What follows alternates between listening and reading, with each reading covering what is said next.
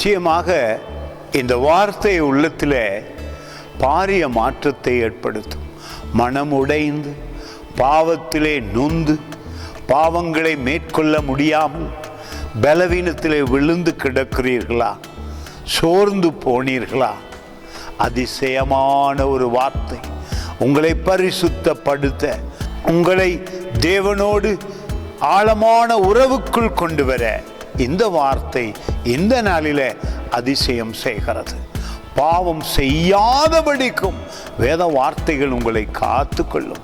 உங்கள் இருதயத்திலே வார்த்தையை தியானிக்கும் பொழுது பாவத்தை மேற்கொள்ளலாம். மனக்கவலைகளை, பயங்களை, சோர்வுகளை, பாவத்தை குறித்த எண்ணங்களை கூட இந்த வார்த்தையினாலே உங்களால் மேற்கொள்ள முடியும்.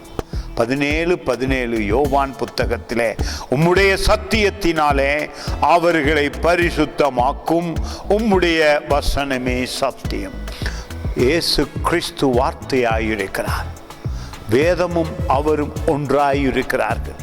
சத்தியம் என்பது பைபிள் மாத்திரமே. இந்த அதிசயம் உங்களுக்கு நடக்கிறது. உங்கள் இருதயம் இன்றைக்கு பரிசுத்தப்படுகிறது. உங்கள் உள்ளம் தேவனோடு இணைந்து கொள்ளுகிறது.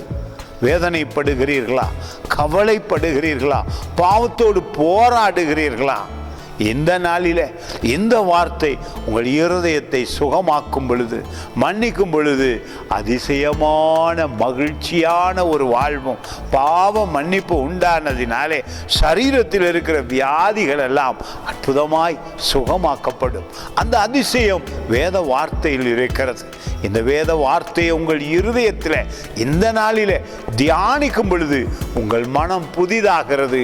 உங்கள் சரீரம் புத்துணர்வோடு உற்சாகத்தோடு ஆசீர்வாதமாய் வாழ்வீர்கள். God bless you.